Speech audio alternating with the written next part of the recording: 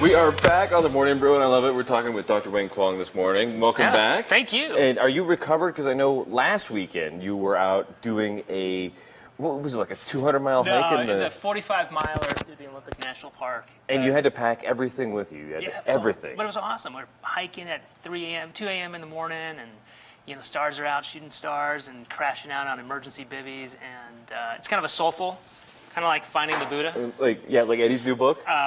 It's a soulful experience. I think it's good for guys to face, embrace, and move through their fear and allow their fear and their pain to set them free. And I think it's a good thing. So how did that set you free? I mean, embracing that fear and all of that. I mean, like from your, if that's the philosophy, how did that work? How did that, in the end, like now that you're back, you're recovered, you're on the ground, you see yourself differently? It's kind of I call it soul scrubbing. Absolutely. So when we all find different ways, I'm sure, like how did you tackle, hey, I'm going to write a book. Right. You just do it. You just make yourself want to do it. Right, but sometimes you need to kind of go through a mental, soulful cleansing process where you kind of break yourself down to the real basics. Right. And then from there you kind of get inspiration. Everything looks clean. Everything looks new. It's a brand new palette for your life. Is that why you started your business too? Kind of. For MD for Men, we wanted to change healthcare for men. Right. And whether it's prostate health, erections, testosterone. Right, which is the month prostate cancer screening, 55 to 69. Talk to your primary care docs or so forth about getting screened for prostate cancer. But when you were starting your business, did you just see like there's a hole here in how men's health is looked at by doctors? Well, it initially started off with identifying there's a problem. Guys don't seek health care. We wait till it's too long. So for a good is that just a thing that is that anecdotal, or is that actually a thing that guys do not look for health care? I think it's not like they're not looking for health care, but they're kind of denying that they might have a problem. Yeah. Does that make sense? Yeah. Is that one of those things that is there actual research to back that up, or is that just kind of the anecdotal thing about all of us in our lives? I think there's soft data supporting that, yeah. And I think a lot of it is anecdotal and just how we interact as men. Right. We work as the buddy system. Right. And, hey, Dan, I've got this problem. I can't pee. My flow's really bad. Right. I need help, man. Where do you go? Right. And like, I know this doc, MD for Men. Right. Because there's guys who are suffering in the shadows. Right. Guys who are getting up 5-6 times a night and they can barely hit the toilet. Wait, that's not normal? So the problem with prostate health is that when your prostate health starts to decline, one of the big areas you stop sleeping well. Oh. And your sleep health goes down. Is that because you're waking up to pee, or is that because... Exactly, because when your prostate's like a donut, and you pee through the donut hole. Right. And as we all get older, women go through menopause, we go through menopause, and the donut hole gets tighter, and it gets harder and harder for the bladder to push urine through. And as a result, your bladder starts to dysfunction, you're peeing more frequent, you may even leak on yourself, getting up in the middle of the night. Is there exercises you can do for your bladder to make it stronger? I mean, it's a muscle, right? There are, but obviously the primary issue is the prostate's getting too tight. So you got to open up that donut hole, whether with medications. At MD for Men, we've brought all the technology in house. We have an ultrasound machine to see how big your prostate is, telescopes to see how tight the prostate is, and based on that, there's splashing coffee, microwave therapies, laser therapies, robotic therapies. There's things to help guys because we're living longer. Guys need to live better.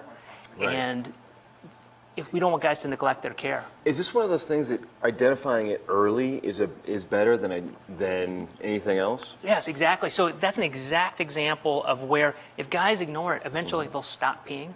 Oh. Because their bladder will stop functioning. Wow. Start getting infections. What bladder do you do stones. At that point?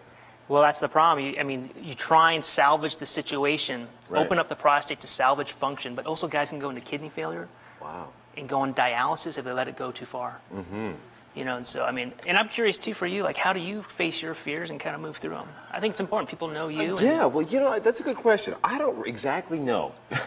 To be honest, I think I just I'm scared of a lot, and so you just go out and do it. Like when you're on TV, I think is a good one. You just say, great, let's make this happen. You just try, I guess if you do it as well as you can do it, there's nothing to be afraid of. Right. If that makes any sense. Like on your hike, if you were out there and if you did the best you could do and you were with a good support system like we got here, it's not scary. Right. You know? And kind of like finding the Buddha in all of us, right? Right. It's living moment to moment. Right. And realize the future is just a series of moments. And as long as we apply ourselves to the best of our ability for every moment, Right. it's going to have the best outcome. I like that. That's pretty good. I'm gonna start thinking that today all day. I'm gonna be thinking about it that way. You know, everything could be like my 6-minute segment. 6 7, yeah, exactly. But for Prostate Cancer Awareness Month, obviously get screened for prostate cancer. If Starting you have at issues, what age? 55 to 69. Okay. Earlier, if you have family history of prostate cancer or African American, and above that, have a discussion with your care provider to see if it's a good fit for you. Yeah. And in addition to that, you'll learn more about your prostate. And you guys also deal with some performance issues, which we can say. Sure. And like a friend of mine was asking me this weekend, he was like, those you want me to ask you if the little blue pills actually work, if they're a thing, or if they're just like a thing that like you see these ads for. And is that like... No, it works. The little blue pill, putting lead in your pencil, raising your game, all those things. Whatever you want to call it. Whatever we're allowed to say politely. Yeah, Is that a big part of the business? Is that a large part of what people come to see you? Is that a larger issue than... It's becoming a larger part of the business. I'll tell you why. I think society's overstimulated. Our age group is totally overstimulated. We got to worry about mortgage, wife, kids, divorce, raising kids and all this stuff. And there's so much static. And for men, for us to perform, it's a fine blend between mind and body. Right. And some guys, a little blue pill may help out, right. but also the aging process. Heart disease have the same risk factors. Smoking, high blood pressure, diabetes, high cholesterol affects your blood vessels of your heart, but also the blood vessels down there. Everywhere else. Everywhere else. They all constrict. They all can kind of narrow down. The plumbing kind of clogs up a little bit. Medications, injection therapy, vacuum erection devices, penile implants. They Did all I just work? really say that? Yeah. You can say that. Okay. Yeah. Well, women You're have... a doctor. If Eddie were to come on and say it, that'd be a different story. Oh, okay. Well, the technology's been there. Women have been using it for breast implants, breast cancer survivors. Right.